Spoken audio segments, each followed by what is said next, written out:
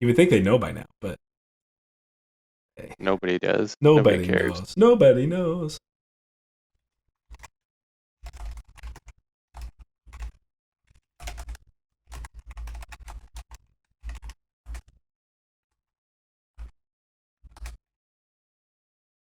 Um.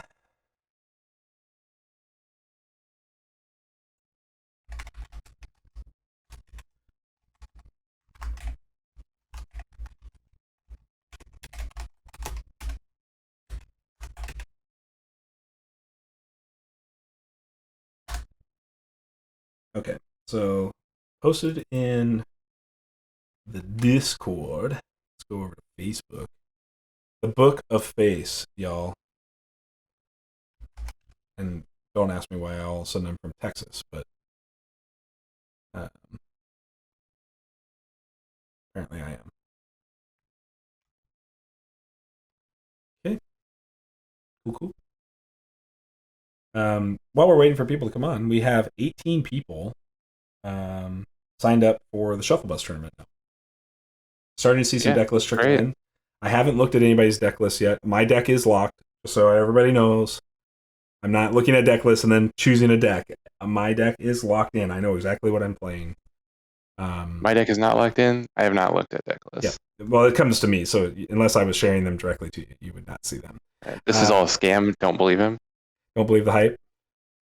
So, just want to give a big thanks back to Yoroshiku for resubbing with his Prime account. That's super awesome. That happened Oh while we yeah. were offline. And then new follower, Mac Moosh. Mac Moosh, welcome to the Shuffle Bus. Super awesome to have you. If you catch this on demand instead of here, then yeah.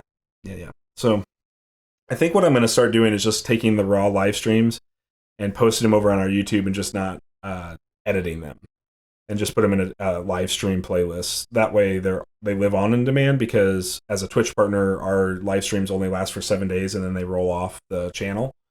So because we're not a full blown partner, we're an affiliate. So Right. I think the best course of action is still to go ahead and continue to rip them down and then just immediately upload them to YouTube. But don't expect a lot of editing there. Don't expect it's just going to be the raw show. So if you wanted to go back and watch one of our live shows or reference something from one of our live shows in the community, then it's there for people, because I do think we talk about a lot of important stuff. It sometimes gets lost when we don't actually put out a content video dedicated We to definitely talk about a lot of stuff. it. Well, I don't know about the second part. the important the important stuff. I mean, I think Yeah. we talk about important stuff. Sure. So, yeah, if you're remember coming into our stream tonight, you can talk to us. Don't be afraid to type something out. We're going to talk about Jericho previews here in just a little bit. We're going to let the stream sort of set up a little bit and give some people some time to see that we're live before we start diving into that, because I think it's important. I will be cutting the Jericho previews and building them as YouTube content for the purposes of anybody else that misses this to see, because I think we do talk a lot about some really good cards. And then we'll get some games in. Depends on sort of how long we spend talking about the 3 cards that were previewed tonight. And we'll go from there. So,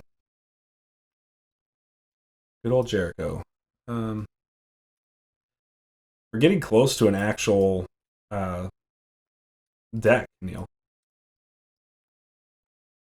We have almost all the cards, right? Almost. I think Uh, there's 3 left. Maybe 2. Because, well, there's what spoiled. Uh, so we've got Spoiled with Turtle Guard, Time Hopper, the Standard Bearer, and Blink. So we've got 4 spoils. And today we got 3 more, so that makes 7. So there should be 3 left. right. And they're all bangers. Yeah, they are pretty good. I will give you that. Okay. Which one do you want to start with tonight, Neil? Okay. The the overall thing about none of these 3 like excite me a ton. Sure. the thing that I would take away is that they like their floor is much higher than the floor of like all the other colors. I completely agree with that assessment. Oh, I just threw the So keyboard off. like they're all playable. Yes. They're all So probably above average. what's awkward? What's awkward that we're seeing so far about the Jericho, and specifically when you think about the Jericho Precon, is are you just going to run out of main actions in this deck? Like we don't have. I mean, No, why? well, because okay, so your only main actions so far that we've seen, I would assume that the last 3 cards are going to be main actions, but the Turtle Guard, the Hopper, and the Standard Bearer are the only main actions. Well, Hopper's a side action. Not to play the book, right? Not to play the book, but to you're right. To actually summon, this is actually sort of lives in this like 1.5 land between like being a main action and a side action. So we have 40% of the deck. And when you call the Hopper like 0.5%, we got like 45% of the deck so far dedicated to just side actions. And that seems like that could put you in a weird place playing Precon, where you just don't have a main action. Like, what's it going to be? You know, you're going to probably be out of, you know, you like play your Turtle Guard. Cool. All right, Turtle Guard's out. He can't attack, so he can't be a main action. Play a Standard Bearer. Cool. Side action, a Time Hopper. Main action, attack. Now, what else are you going to do for main actions for the rest of the so far? Again, I don't know what the last 3 cards are. There's still 3 more cards to come, but so far, that's it. That's you've got like 2 main actions in the deck. Play a Turtle Guard. 3 main actions. Play a Standard Bearer and attack. That's it. So, anyways, let's start with Stasis tonight. We're just going to get started here because we're 6 minutes after. I want to stay on time so we can try to get some games in tonight still. If people jump in, great. If you're watching and have comments or would like to ask a question, if you're new to Ashes, I know there are a lot of new players coming in. So if you're coming from L5R, sorry about L5R getting canceled. I feel very bad for you all, but Ashes is a great game, and I think you'll find a very comfortable home here. You know, if you have questions on how Ashes works while we're doing this, don't hesitate to put a message in. No question is a bad question for us. We're happy to address that. And sometimes they spark new ideas for us. So always love that. But Neil, you and I have been covering Reborn now for, like you said, about 6 months. So we're starting to get to a deeper sort of state, I think, in understanding the game. And I think that makes evaluating cards like this a lot easier than we would have had the ability to evaluate even 3 or 4 months ago, particularly pre-AIL. So let's start with Stasis, though.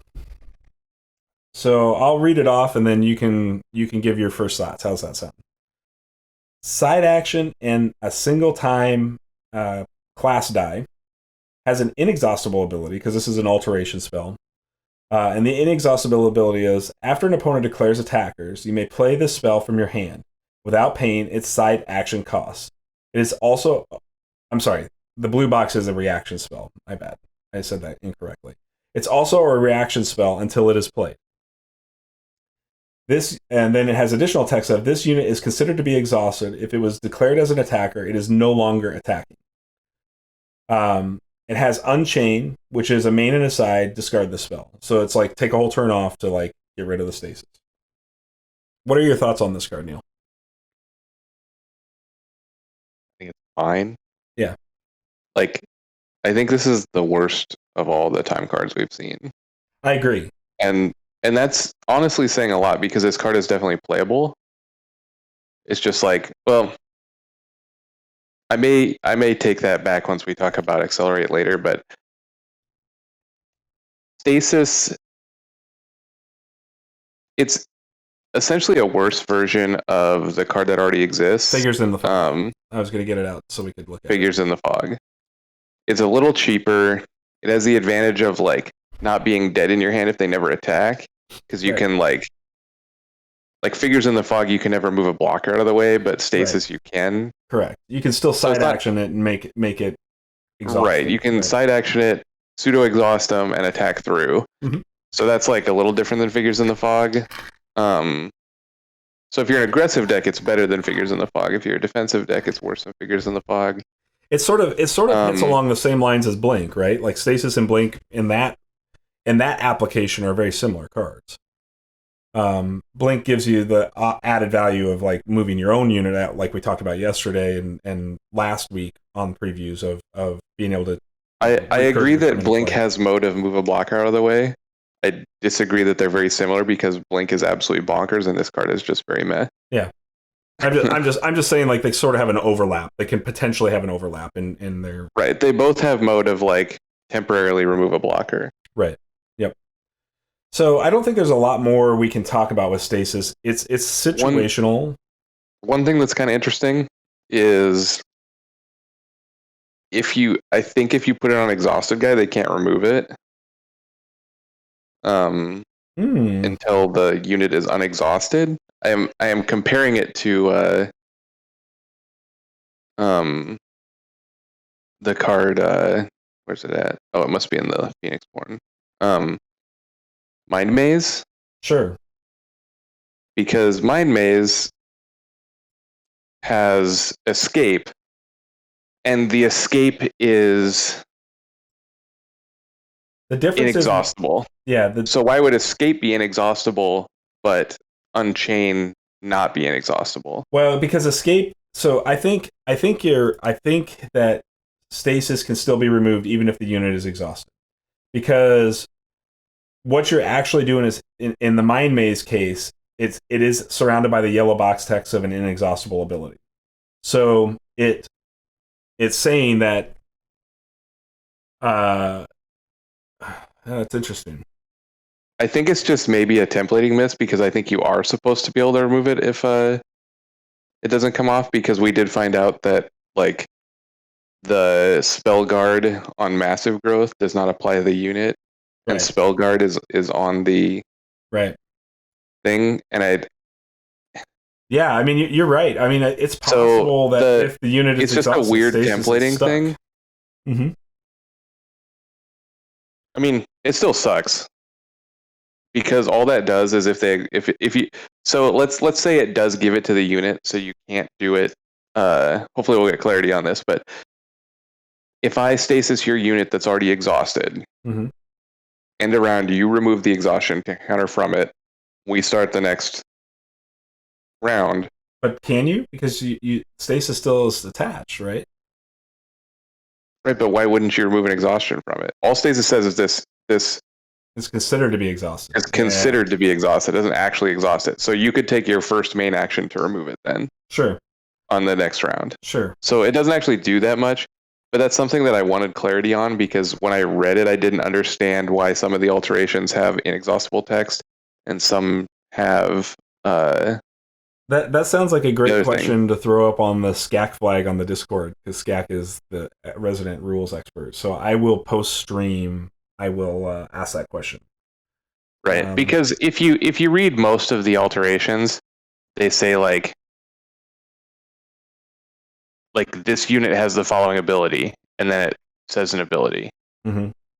But we don't know whether or not the alteration is giving that ability or if the unit itself is actually getting added printed text, right? That's what we don't know. Because then I would also question like strange copy. If you strange copied a unit that had an alteration on it, would your strange copy get that then? Right? Like strange copy is broken just in general, like from how to understand how it works. I'm not saying it's actually broken. Strange copy, I think, says specifically like printed. Let's take a look. I assume that doesn't work. I don't know. I don't remember.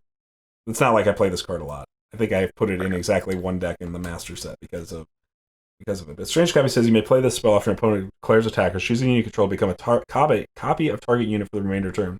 Wild copy, that unit replaces the title, printed abilities, and printed attack and light and recovery values. If a printed value since this is printed abilities, yeah. I assume that abilities that are added by that's right alterations do not count. Won't matter then. It doesn't matter. All right, so cool. Okay, so that is an interesting insight. I hadn't considered that with stasis, that if the unit was already exhausted, you probably can't unchain it. Right. I don't think there's any evidence that points to either way. We just Sure. need clarification. Yeah. No, Um, I'm just specifically looking at, like you said, with the templating a mind maze being an inexhaustible effect. right. Because I've been searching and looking for things that put exhaustion counters on cards, Mhm. not on units or ready spells, and there aren't any. No. So you can't have an exhaustion token on the alteration that I'm aware of. Right. Though maybe the rules allow for it. There's just not a card that's printed. Mhm. I don't know. In This just essentially like a long path down a rules question that has nothing to do with the power level of stasis, because stasis itself, even if you could, like, let's say there's a card that says like put an exhaustion counter on target uh, alteration. All it does is what I said. Like at the end of the round, you're going to remove the exhaustion counter, and then your first main action in the following round can be unchain. Right. So it doesn't make it like that much more powerful. It adds like 2%. There may be like some time where like you need to have a blocker on the first turn of the round, or you need two blockers on the first turn around, so you can't like summon and unchain. I don't know. Well, There's a corner case where that's true, but mostly I just want to know what the rules yeah, are. I mean, Unchain takes a whole action, right, to activate it. So you can't do anything on the turn that you unchain it. You're using your whole turn. You can do a side action. No, it's a main and a side. It is? Yeah. Oh, all right. Yeah, it's a main and a side. Whatever. So there is no additional play there. It's you spend a whole turn to remove the stasis. Right. And like I said, the exhaustion counter thing doesn't really matter because you're getting the whole turn out of them, regardless of if they do it in the first round or the following round. Right. Okay, so let's move on from stasis. Let's talk about flash strike. I'll do the same thing. I'll read the card, and then you can provide your wisdom here. Flash strike is a reaction spell. It has a single time power cost. Class cost. Excuse me. Jeez. And it says you may play this spell after an opponent has the choice to declare blockers or a guard. Choose a unit you control with one or more status tokens on it. For the remainder of the turn, add 2 to its attack value, and it gains the following ability: Quick Strike. While this unit is attacking, it deals its damage before units in battle with it. This is pretty cool. I think this is just like essentially new Crescendo, I think. Like it's like very similar to Crescendo, though sometimes it does more damage. Like it's like a really specific timed like 4-ish damage spell, right? Mm-hmm. Well, I think obviously the synergies exist with Standard Bearer, right? Like if you attack with Standard Bearer and buff a couple of units, and then you turn around and then flash strike your Standard Bearer, you get a 3-attack Standard Bearer on top of the other buffs that you provided with Standard Bearer. So you can't deny that just basic synergy, but on a 3-attack quick strike on Standard Bearer is a pretty good way to make sure Standard Bearer lives in a lot of cases, because they already have to declare blockers, so you don't have to flash strike until the block is decided. This card has 2 modes in my mind. It has you're at 8 and I attack for 6. Mm-hmm. Tricked you, I win. And it has like kill target guy they decided to block with. Mm-hmm. Right. Both of those are upsides. I want to pause just for a second on flash strike. NIU math says you can't unchain if it is exhausted. This only comes into play if you use transfer to transfer a token. I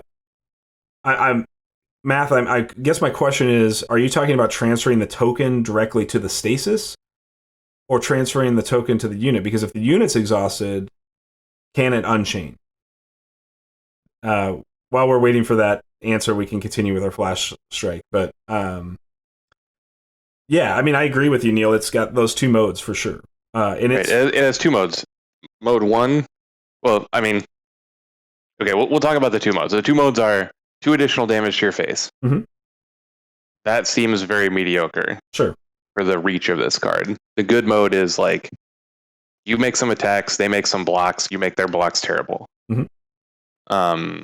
Now, if you were on stream last night when we were talking, I was talking about how many like random 3 damage spells there are in the game that are, that are like jump through this hoop, get a 3 damage spell. This is essentially, the same thing. It's just this is like a 3 to 5 damage spell. Correct.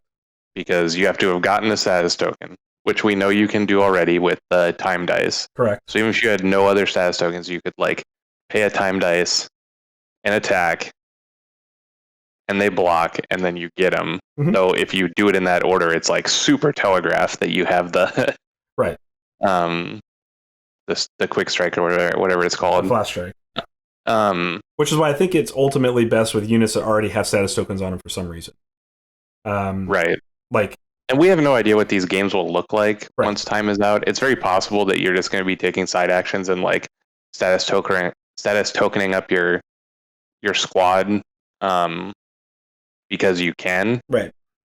At this juncture, I don't think that's very likely because we, like you said, we're running out of cards that are left to be spoiled, and the only one that really cares very much is Standard Bearer. Well, Time Hopper cares. Right. So, but Time Hopper makes its own. So, like, Time Hopper is a good one to flash strike because it's not as telegraphed. Where if you're playing Time Hoppers, you want counters on them already for another reason, and they make time counters themselves. So, you're not always going to have the flash strike when you like put a time counter on an attack. Right. But I mean, flash strike is a card you should know about if your opponent's playing time. Like, it'll get you pretty good a lot of the time. Like, yeah, there are a bunch of 2/1s in the game that are very cheap, and if they just like attack into your 3/4, you can never block now if they have a status counter on. That's right. No, you're 100% right. So I think this is by far the best of the cards that were revealed today, and I think this card is very good. I think this card is really good. I'm not sure I agree with it being the best, but that's up for debate. Obviously, the next card we're talking about, the next card we're going to talk about, but it isn't even the next card we're going to talk about isn't even a real card. Like, people are going to think it's a real card, but it's not a real card until there's a deck that actually uses it. Well, and that's my point. Okay, so, and I'm going to go back to the Star Wars Destiny days, and one of the early, I think it was the introductory character, was Rey. Because right as Destiny came out, Force Awakens was coming into the theaters, or had just come out, or whatever it was. I think it coincided with the Force Awakens, if I remember right. But maybe it was a year later. Shortly after. Yeah, something like that. But anyway, so Rey was, the new character for Star Wars, and so they put her in the starter set for Destiny. And her ability said whenever you played an upgrade on her, you could take an additional action. And Destiny was always limited to 2 actions a turn. So Rey was like, all right, I'll take an additional action. Later on, they printed, and I can't remember what the card is called now. It was in the second set. But if it rolled a special, it allowed you to take 2 additional actions. And so all of a sudden, you were creating this like combo chain of Rey stuff where you could get 6 or 7 actions off of a single Rey activation. And that would allow you to do uninteractable things like, fix your dice before you actually attacked or whatever, right? Because all of those things were actions. And so you could like discard cards to fix your dice or re-roll dice, 3-4 times until you got the roll you wanted and then attack. And your opponent couldn't act to any of that because you had built up 6 actions through the course of the turn. It was broken enough that they ultimately ended up changing some of the core fundamental rules of the game so that you couldn't continue to replace upgrades. Because what was happening was people were replacing these upgrades, and you could replace upgrades for free as long as their costs were the same. So people would play a lot of upgrades of very similar costs. It didn't matter what the upgrade was. It was just like, oh, well, here's a 2-cost upgrade, here's a 2-cost upgrade, here's a 2-cost upgrade. And I had these all in my hand, and so now I've got like 3 actions, or 4 actions, or 5 actions. Well, when then you combined it with the I think it was a force book or something like that in that special off of it, and you would get 6 actions, right? And most of the time you'd run out of things to do by about action 4 or 5, but sometimes you'd have to push to 6, and if you did, like, oh well, like you just had them. So it did very explosive things that were uninteractable in games. I think Accelerate has that same potential to do that. I agree that as of right now, sitting here today, I don't know what the top of that, what the ceiling is for that. You know what I mean? I have listened to people on Discord talk about this pretty much all day in the strategy section of Discord. So if you aren't there, you should be there. But I think Carl added his best play with it, which was a setup play, of course, right? Like it's not a. I have to find his response now. Sorry, there's been a lot of conversation there today. So look, and I'm going to discuss this. So this is a card that's very cool. Mm-hmm. And it's the kind of card that doesn't exist in the game of Ashes. Right. Like this is a straight up combo card. Mm-hmm. Where if there's a cool deck that is fueled by accelerates, all of a sudden accelerate is great. Mm-hmm. If there's not, this card's just very, very meh. Like, I think it's a little better than the dice fixers, like hidden power or something. Like, there's a bunch of cards that, you know, pay one dice and cycle, mm-hmm. which is what this does. Each one only nets you one additional action because you spend an action to make two. Like, you can do some kind of stupid loop where you like. I think the most that I could figure out was like you could play it 9 times in a turn, but you would only get 2 additional side actions because right. you'd be using all the side actions to do it. But you'd also get 9 cards and 2 dice. 1 dice left. Sure. Like that's the problem with this is, I talked about combo decks previously in one of our streams where in order for a combo deck to work, you have to have unlimited resources. You need, well, or not necessarily unlimited resources. You need cards and resources. Mm-hmm. In a game that's action driven, you need cards, resources, and actions, or like 2 of those 3 at infinitum. Mm-hmm. And it doesn't have to actually be infinite; it just has to be like a ton. But until they like print a guy that's like, I don't know, like every time you play an action, do a damage to your opponent. Like, until they print a guy like that, there's not really an out for this to be good that I have seen. Like, obviously you can like assume you play 3 in a turn, you've spent 3 dice, now you have 3 side actions. Mm-hmm. So you can like know a book, time hopper. You can actually time hopper. Yeah, you can time hopper. So, like, if you accelerate, like, what I was talking to you about earlier was, I think, not really even a ceiling, but I think it's a potential explosive play. And ultimately, what you do is you play accelerate, you draw a card, you change 2 dice to an active side, right? So that helps you set up the hounds. If you have to have 2 hopper books in play, 2 hound books in play. That I should preface that because you need the focus on the hound. You take your second side action. So you accelerate, play time hopper. Second side action is Noah book. Next side action is Noah book. 1 side action remaining. Last side action is summon your last time hopper. Assuming that you have set up so you have a time hopper with 1 status token on it, you have the ability to make 3 time hoppers and 2 wolves and have 5 units on board for a total value of about 7 attack. That's not even probably the ceiling, but that's a... Yeah, I mean, so what you've described there is 5 cards, 2 of which you can't have in your opening 5, so you have to have done some additional work to get, unless you're literally like Yu-Gi-Oh! Heart of the Cards and you draw the other 2 books off your accelerate. Well, one of the books can be drawn for sure off a Jericho ability. You can set it up. Right, but you can the extension of my statement is that you can do a lot of busted things if you have 3 specific cards, 6 dice, and 2 additional demonic tutors. Sure. So, but you could also play that in that same deck to set it up. You could open memories for 1 book. You could Jericho for the other book, and then accelerate and go.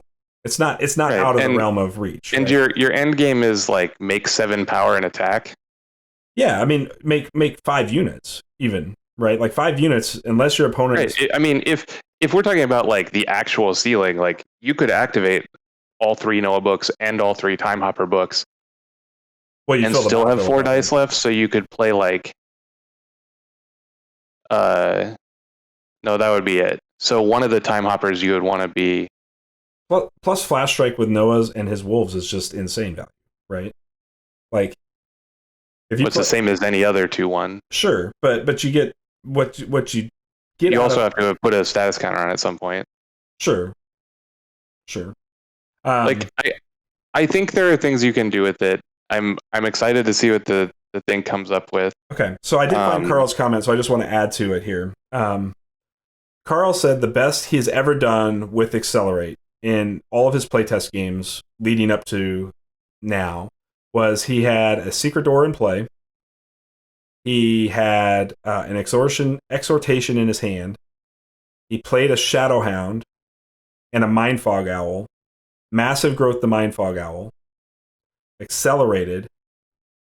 So the way it works is you have Shadowhound in play, have a Mindfog Owl that's massive growth, right?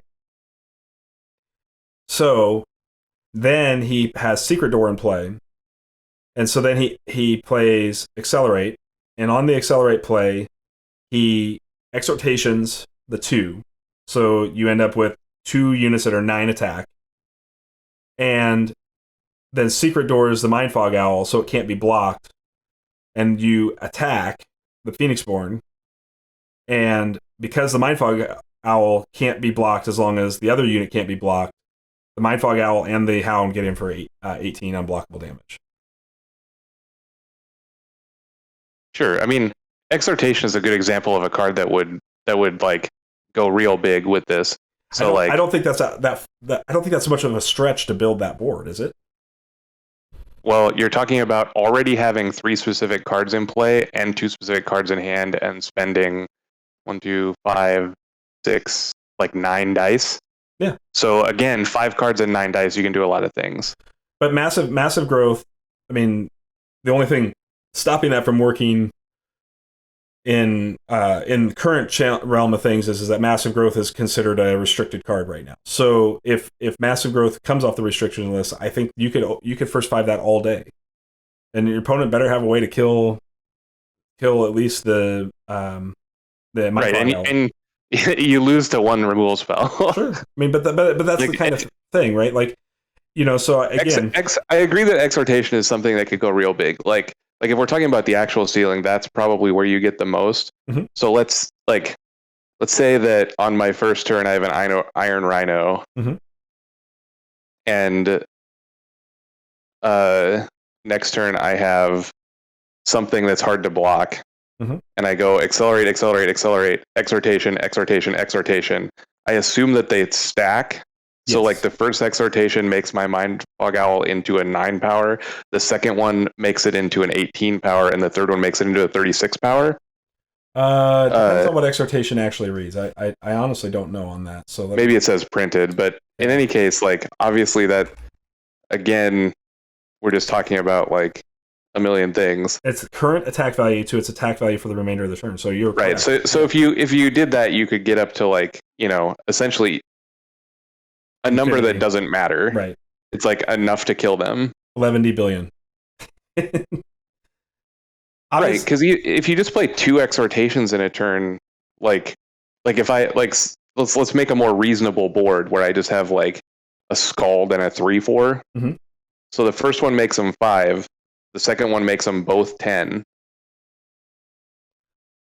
I think right? obviously Like, you could talk about these like super like we're talking about like super high ceiling plays, right? Like where you have to have a lot right, of but setup.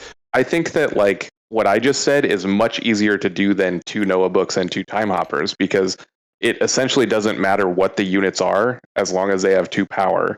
So all you have to have done is drawn the second Sure. exhortation. Sure. So it only requires you to have 1 card that you couldn't first 5, whereas all these other ones, like, I think the much more common thing you're going to see is something like Raptor Herder or Mortal Commander. right, the most common thing is just gonna be Time Hopper for sure. I think Time Hopper is tricky to get set up correctly. Not when you play Accelerate, right? Well, how? I mean, okay, so let's how do you see Time Hopper working with Accelerate? Because you still have to have the status token. Like, where are you going to get the status token from? You're going to have to use the time power, right? So you're going to have to use one side action for a time die power. Right. None of these situations we've talked about come from an empty board. Sure. I think Accelerate is. I would love your thoughts on it, but I'm not sure Accelerate is a first 5 card. Like, I think it's a card that you can have in your deck to do explosive things after you've already set up your game plan. But your game plan has to include good side actions. And I agree, Time Hopper and Wolves and Light Swordsman and Immortal Commander are all examples of that, right? Like if you just have a big wide board of like Salamander Monks or Mist Spirits and you accelerate, all of a sudden you're like Immortal Commander, pump everything up and attack, right? I mean, that's Sure, it's good with Immortal Commander. those aren't combo plays. Those are just like explosive plays. They're 2-card explosive plays. And I think those are going to be much more common with Accelerate, which is why I think Accelerate is actually better than Flash Strike. But in that same deck, Flash Strike There's no exist. way. The same deck, Flash Strike can exist, right? So like if you're already playing time for Accelerate, Flash Strike can also exist with those weenies. And all of a sudden it's just like, okay, my opponent blocks, and cool, I got great favorable trades with my Flash Strike now. Now again, you have to have the status tokens, so that's where Time Hopper becomes important. But Time Hopper itself doesn't put a status token on himself, right? So you'd have to put it on something else, and that sort of does telegraph the outcome. And I do think it potentially, I'm not saying this is a great card, but it does potentially open up Invigorate plays. I would never play that card. I know you won't, but I'm the reason why I'm saying because this, you're already playing time, and for the same amount of die, minus an action or like minus a card in hand, you're doing the same thing. But I'm giving 3 units of status token, and the reason I'm giving 3 units of status token is so that I'm not telegraphing the Flash Strike. That's what it does. If I put a single status counter on a Time Hopper, like let's just say I spend this die, put a status counter here. This, I have to accelerate first. So I accelerate, I do that. My first action is that. Next action is what? You're going to side action make 2 more hoppers? Is that not 3/1/1s? Doesn't seem good for a turn. I mean, they just get eaten up in a lot of scenarios. Would you rather have 1/1/1 with 1 extra status counter on it after playing Invigorate? No, I'm saying like I don't have to have like, okay, so I have Time Hopper. I have these 2 things. Like I have this card in hand. Let's just say I have this card in hand. I have Flash Strike in hand. I have Accelerate in hand. Even if I don't get 3 counters out of it, if my opponent leaves the Time Hopper alone because they don't think that I'm going to like be able to summon another one, like I play Accelerate, I Invigorate, right? And well, first what I would do is I would play Swordsman first in that scenario. And then I would Invigorate, I'd put a status counter on both, and now they're both Flash Strikeable.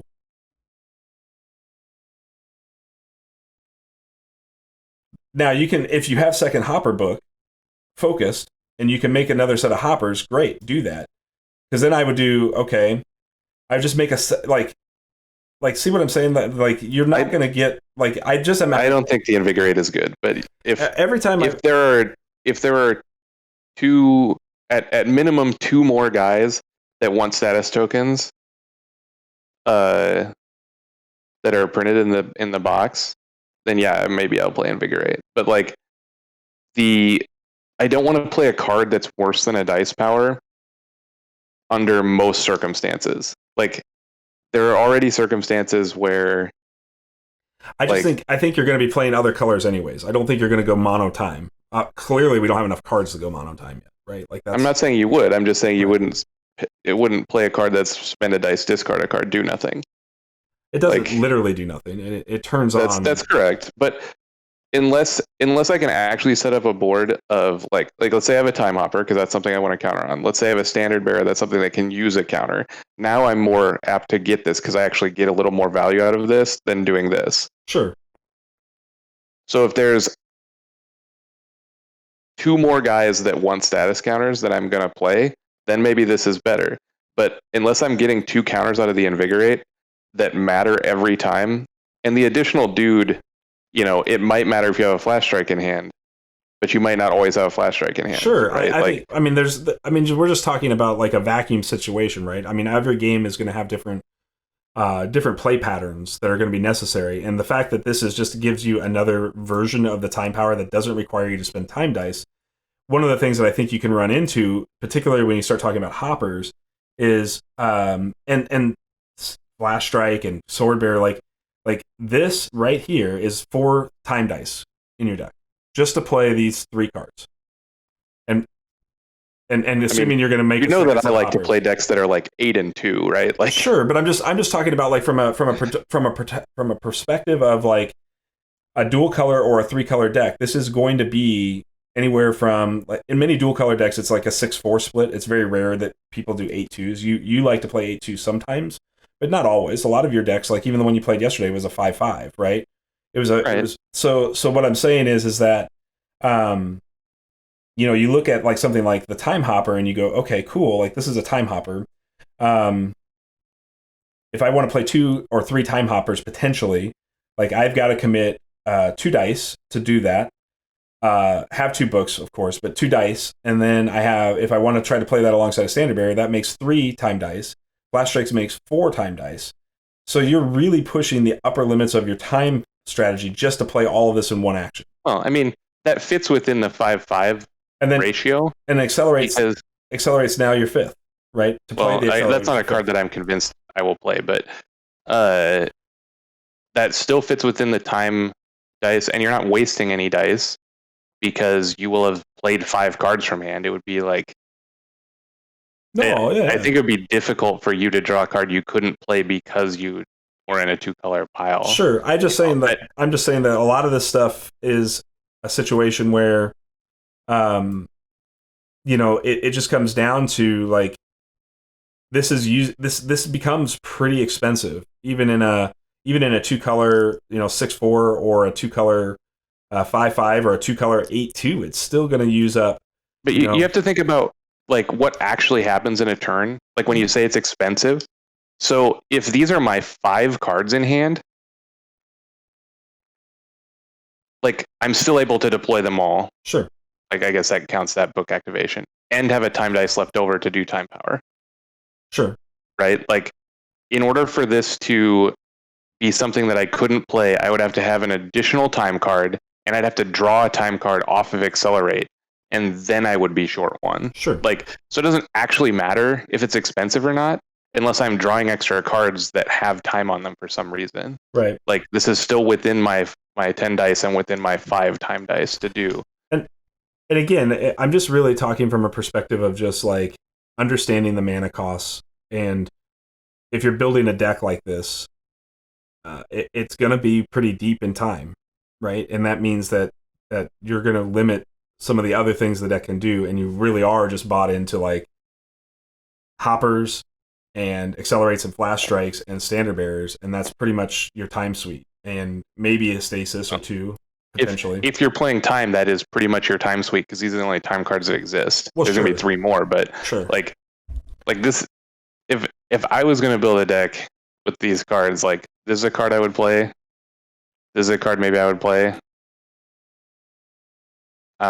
Is this Turtle? Can't even read it. That's Turtle. Turtle is in a different deck, but I would definitely play it. Like, and then you have to play other colors because there just aren't enough cards. Right.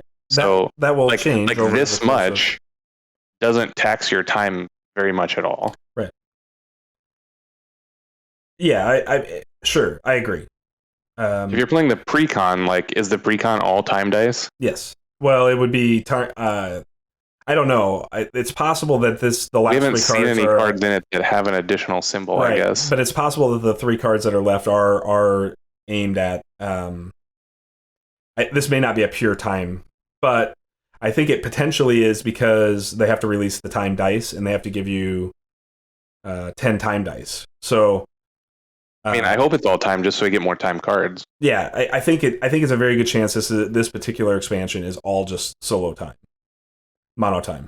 But anyways, I don't, I mean, again, I think what makes Accelerate so explosive is there is a lot of untapped potential in cards that traditionally feel a little too gimmicky and too slow. And what I mean is like things like strengthen and things like like we were already talking about secret door, things like augury, like um, some of those things just open up some explosive play potential, right? Like if your round two augury is get a light swordsman and then accelerate into two light swordsmen, I don't think that's bad, right? Is that bad? I mean, It has to that's be around 3 augury, but yeah. sure, yeah. But Unless you can time dice yourself. We have the time dice thing. it's down Because here. you could time dice remove a counter from your own augury. Target unit or spell. Yeah. So then yeah, that's how you want to be spending your dice. But Well, sure, but you know what I'm saying. Like, there's also just the flexibility there of like not taking multiple turns to get your standard bearer online too. So it sort of like literally accelerates your game plan. I think it's a good name. It's an appropriate name for the card, and I think it's fine. I don't I think Flash Strike is very good. No doubt about it. Flash Strike is universally has more applicable things. I think Accelerate is one of the few cards that we have in Reborn that really is screaming build around me. And if you I mean, I think it has two modes. It has modes where it's absolutely nuts bonkers, and it has modes where it's nothing. And well, it's not nothing because you still right draw. now with Like okay, let's go back for a second because you've told me countless times that when you play River Skull, if it just drew you a card, it would be good. So right, one dice, draw a card, fix two dice. That on its surface is got to be just good, just fine. It's got to be. I don't good. think it is. Why? I don't think Hidden Power is good, so why would I think that is good? I think Hidden Power is insane, but I think Hidden Power is underplayed. I like playing with 10 dice, not 9. Sure, but I think Hidden Power is underplayed because you have to take into account that you're getting something for the 5 dice that you turn on their power side. You're getting something, and you're not spending cards out of hand and tempo in that exchange, right? Like But you are spending tempo though, right? It's a main action or is it a side action? it's a main, but what I mean is like what I mean by tempo is that you can usually Hidden Power right out of the gates round one, and it saves you a certain number of cards out of the deck. And not that Ashes games tend to go long enough to care about decking. Like fatigue damage is not as prevalent as it was in 1.0, but it's still prevalent enough, and there are still mill decks out there. So like decks that rely on heavy meditation get hammered by orchid doves and owls and you know my brain is not working on mill right now. Abundance and purge and all of those cards that are just continuing to push out that sort of thing. And accelerate speeds up those too, because a lot of times what happens in a lot of the mill decks is a situation where you don't have enough main actions to compensate for the side actions of like a purge or an abundance. I think abundance is a main action though, right? Main. Yeah. So it will open up some of those other non main action type things. Well, I think until they like print something that really makes it bonkers, it's going to be bad. Yeah. I think that it's fine. I think that it has potential to be insane, but in the current card pool, there's not enough that combos with it. Because, like we talked about, in the super dream scenario, you can get to 1,000,000 attack with whatever that charm card is, if you have a big setup already. Sure. But like, unless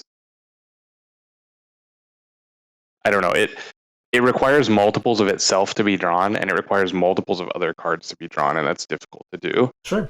No, I mean I'm not disagreeing with that. And you're doing all that work, and you're not like, it doesn't win you the game. It just like makes one big play. And our favorite saying is, if you're not winning the game, you're probably losing. Not losing is not the same as winning. It's true, but that doesn't apply here. Yeah.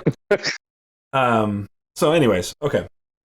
I think we have beaten the accelerate dead horse. I mean, right. Obviously there are combo-ish type plays that can occur with it that don't require a ton. There will of be setup. big plays. I mean, There will be times when you get blown out by it. I think that they are inconsistent and like in 20 games you'll get blown out by it, three Yeah, times.